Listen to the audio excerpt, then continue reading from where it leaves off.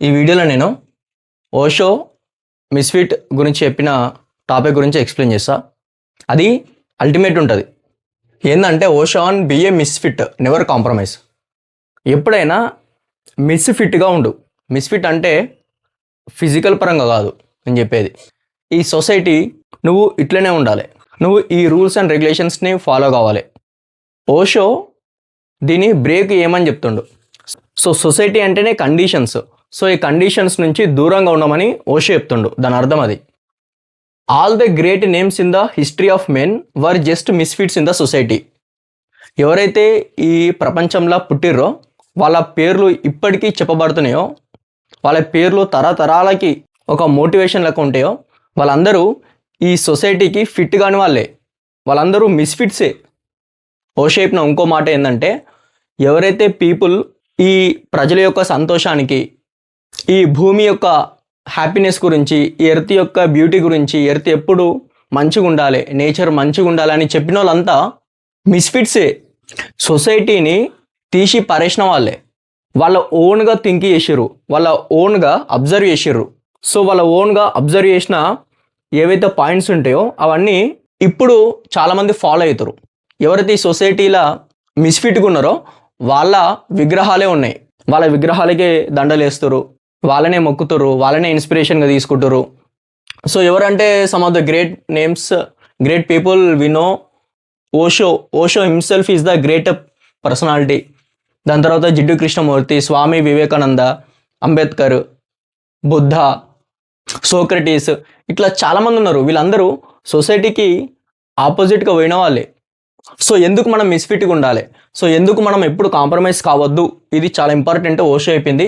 So you have to be aware of this video. Osho life మొత్తంలో మిస్ఫిట్గానే ఉన్నాడు. నువ్వు ఓషో లైఫ్ బయోగ్రఫీ చదివితే నీకు అర్థమవుతుంది. తన ఫ్యామిలీ పరంగా వాళ్ళ ఫ్యామిలీకి కంప్లీట్గా ఆపోజిట్ ఓషో. రిలీజియన్ పరంగా ఓషో పుట్టిన రిలీజియన్ జైనిజం. జైన రిలీజియన్ కూడా ఓషో కంప్లీట్ ఆపోజిటే. ఈ మిస్ఫిట్గా ఉండడం అనేది ఇండివిజువాలిటీ. ఇది కంప్లీట్గా నేచర్కి రిలేటబుల్. ఇది కంప్లీట్గా ఎగ్జిస్టెన్స్కి రిలేటబుల్. ఏదైతే మీరు ఈ గురువులను చూస్తారో, ఆదిశంకరాచార్య, రామానుజాచార్య, ఇలాంటి స్పిరిచువల్ లీడర్స్ ఎవరైతే ఉన్నారో వీళ్ళందరూ ఈ సొసైటీకి మిస్ఫిట్సే. మీరు కరెక్ట్ అబ్జర్వ్ చేస్తే, the moment you compromise and lose your individuality you have lost everything. ఇది ఫ్యాక్ట్. ఎప్పుడైతే నీ యొక్క ఇండివిజువాలిటీని లూజ్ అవుతావో, ఎప్పుడైతే నువ్వు కాంప్రమైజ్ అవుతావో, నువ్వు సర్వస్వాన్ని కోల్పోయినట్టే కదా. You have committed suicide. ఇదేగా నిజమైన సూసైడ్.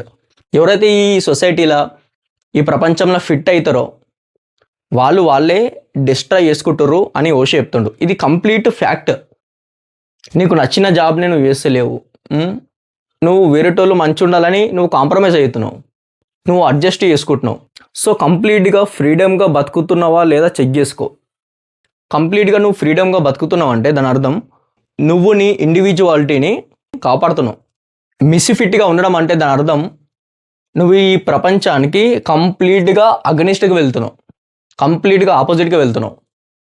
ఈ ప్రపంచానికి కంప్లీట్గా ఆపోజిట్గా వెళ్ళడం అనేది అంత సింపుల్ కాదు.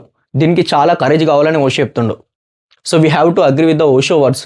సో ఎప్పుడైతే నువ్వు మిస్ఫిట్గా ఉంటావో, ఎప్పుడైతే నువ్వు ఈ ప్రపంచానికి కంప్లీట్గా అగెనిస్ట్గా పోతావో, ఆపోజిట్గా పోతావో, అప్పుడు నువ్వు హ్యాపీగా ఉండడం స్టార్ట్ అవుతుంది.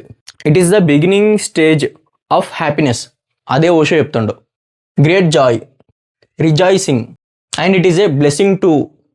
సో లైఫ్లో గ్రేట్ థింగ్ ఏంటంటే మిస్ఫిట్గా ఉండడం.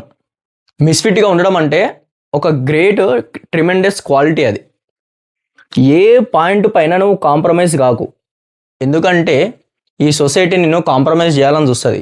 ఈ సొసైటీ నిన్ను ఫాలో చేయించుకుందామని చూస్తుంది. ఈ సొసైటీ నిన్ను ఒక మాయల బతికిద్దామని చూస్తుంది. నిన్ను ఒక బానిసని చేస్తుంది ఈ సొసైటీ. ఓషో అదే చెప్తుండు. నువ్వు ఈ సొసైటీకి ఫిట్గా ఉంటే, కాంప్రమైజ్ అయితే నువ్వు ఒక బానిసవి అవుతావు. బానిస లెక్క బతకకని చెప్తుండు.